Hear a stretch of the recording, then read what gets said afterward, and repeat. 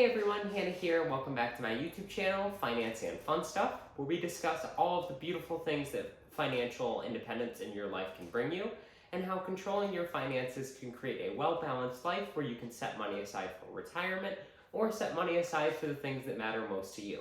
Today we're going to be focusing on the fun stuff portion of this video, and I'm going to be discussing all of the live music events that I have planned for the rest of 2021. Now, 2021 may only have 4 months left in it. There's still plenty of time to see awesome EDM acts up and across the upstate New York area, and some that we are traveling to as well. So without further ado, let's just jump right into it. Starting off on September 5th, we have Electric Zoo. Now, I am only going to be attending Sunday of Electric Zoo, and I am actually bringing Sage along with me. There's enough variety in the lineup that there are some house DJs that I feel like Sage could have a good time enjoying. And I do think that outside festivals are a good place for her to enjoy the EDM scene, because she can get a little bit farther away from the bass if it becomes too much for her. What are the artists that I am most excited to see on Sunday of Electric Zoo? Well, there's honestly a ton of them, and I'm super excited that most of the artists I would want to see ended up being on Sunday anyway. I get to see Vampa again, who I absolutely love. You guys know that Vampa is one of my all-time favorite DJs. I also get to see Elenium, which holds a special place in both mine and Sage's heart. We saw him at Bonnaroo and really enjoyed his set. I get to bring a little bit of nostalgia in my life by seeing Carnage. He is somebody that I saw very early on in my EDM exploration, and I remember seeing him at EDC and have a very fond memory of his set. Last but not least, I am stoked to finally get to see Riot 10. Riot 10 has been on my list of DJs that I have to see before I die for many years, and I am so excited to finally cross him off my list. Next up, moving on to September 10th, actually the Friday after Electric Zoo, and we have Boogie Tea in Scranton, Pennsylvania. Now, I am super excited to see Boogie Tea yet again. I did get to see him during Reunion Fest, and I thought that he put on a great set. So I am so excited to see what he will do headlining his own show. So next up on September 18th, the weekend following Boogie Tea, we have Murata with Calcium and Guppy at Photo City Music Hall in Rochester, New York. Now, Photo City is one of my all-time favorite venues, and it's for a variety of reasons. I really enjoy all of the staff that work the events there. Between the security and the bartenders, I feel like everybody is just super welcoming and nice. Second, I enjoy how small and intimate the stage is. It is a smaller venue. And last but not least, I think the vibes there are just on point. Even going to a harder style show, the vibes are always nice, and the majority of the people are cool to hang around with and chat with. Now, this will be my first time seeing Murata, and although I have seen Calcium before, it's also my first time seeing Guppy, and I am so excited to see both of them, and I can't wait to cross Murata off my list, as he is one of the greats in the dubstep genre, and I have been waiting to see him for a while. Next up, on October 7th, we have Borgore in Syracuse, New York. Now, Borgore has been at the tippy top of my list of artists that I need to see for a very long time.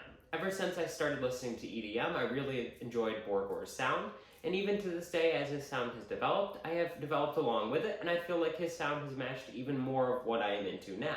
Now, when he announced a show in 2020 in Syracuse, I definitely bought a ticket, and I was so disappointed when, due to the virus, everything got pushed back, and the show got canceled. But when I saw it had been rescheduled, and on a Thursday no less, I decided I had to go for it, even if that means it is the night before our wedding. Now, this show does run a little bit earlier, so it will get over usually around 12:30 or 1 o'clock at that venue, and so I will have plenty of time to get home, get in bed, and get a nice night's sleep before our wedding. Speaking of which, on October 9th, we have Starbase in Charleston, South Carolina. Now, as crazy as it sounds, I am doing music events back-to-back in between our wedding. So the day before our wedding, we have Borgore, and then the day after, we go to Starbase, which is Slander's Music Festival in Charleston. We are planning on making the long drive ourselves, since Florida was our original destination for our honeymoon anyway, and so we plan on making the entire drive down in one night immediately after our wedding. We plan on switching off and taking breaks when necessary, and I think it will be a fun challenge for us. Now, even if we get to the venue after music has started, and even a few hours in, I'm sure there will still be plenty of artists that I want to see. There are so many artists at Starbase that have been on my mind, but haven't been at the top of my list, just because they're music that I don't listen to every day. But just because it's music that I don't listen to every day doesn't mean that I don't also love it, and at the end of the day, I think I love most electronic music in general, and I can get down listening to really any kind of electronic music live. And melodic dubstep isn't too far away from my traditional hard dubstep that I typically listen to. And so I am excited to be able to listen to this stuff live, and I think I might feel a bigger connection to melodic dubstep, and I might listen to it even more than I do. Some of the artists I am most excited to see at Starbase are Blank, Amity, AU5, Sudden Death, and of course, Slander himself headlining the festival. Unfortunately, I am missing Alice in Wonderland, who plays the night before, and Alice in Wonderland is one of my absolute favorites, and she was my all-time favorite set at EDC when I went in 2016. And I would like to go back and see her eventually, but right now is not the time. Next, moving on to October 15th, at the tail end of our honeymoon, we have Seven Lions at Echo Stage in Washington, D.C. Echo Stage has been one of those bucket list venues for me for a very long time, and that's due to the fact that it is an Insomniac-run venue. I thoroughly enjoy all of Insomniac's events, and I fell in love with EDC so much that I knew I had to get over to this DC event as soon as I could. And it just so happens that Seven Lions is playing on the Friday on our way back from Florida, and so we will just leave a little bit earlier, make it to DC, watch the show, and then have a hotel as a little stopping point just before we get home. That we only have a short drive to make the next day. And I'm so excited to see Seven Lions. He comes highly recommended from a lot of different people in my life, and I do enjoy listening to his recorded sound, but again, I feel like seeing an artist live creates a whole new love and affection for an artist that you just can't have by listening to their recorded stuff. Next up, on November 18th, we have Sowdown at Photo City in Rochester. Now, Sowdown I haven't listened to a ton over the past few weeks, but I saw that it was a bass rave, and it was on a Thursday in November, and so I knew I had to make sure I got a ticket. I always want to make sure I can go to whatever events are at Photo City since I love that venue so much, and if it's available for me to go to in a night I would have off anyway, I typically just go for it. Now, I have been listening to Sowdown a little bit, and I have enjoyed a lot of what I've heard, and I enjoy how it can get very funky, but also get extremely wonky at times. I have a feeling that this will be a great live set to see. And next, on December 8th, we have Sullivan King in Syracuse, New York. Now, Sullivan King is somebody I got to experience for the first time live at Reunion Festival, and man did I enjoy it so much. I enjoy how he blends metal and dubstep together to create a truly unique experience that is only available at his sets. For this tour he is going on, he put together a VIP package and a VVIP package, and the VIP package includes a meet and greet, some merch, and access to an acoustic set before the show. I had to make sure I got this acoustic set before the show, and the merch and meet and greet is an even added bonus. I love being able to interact with the people that we all idolize and love, and so having a meet and greet and being able to take a picture with him means so much to me, and then on top of that, getting to enjoy an acoustic set from somebody who plays metal and dubstep is just really a once-in-a-lifetime opportunity. And my last live music event for 2021, and I'm going out with a bang, and that is Level Up at Photo City. Now, this is an intersection of two amazing things that I absolutely love, and that being Photo City in Rochester, and one of my all-time favorite DJs, that being Level Up.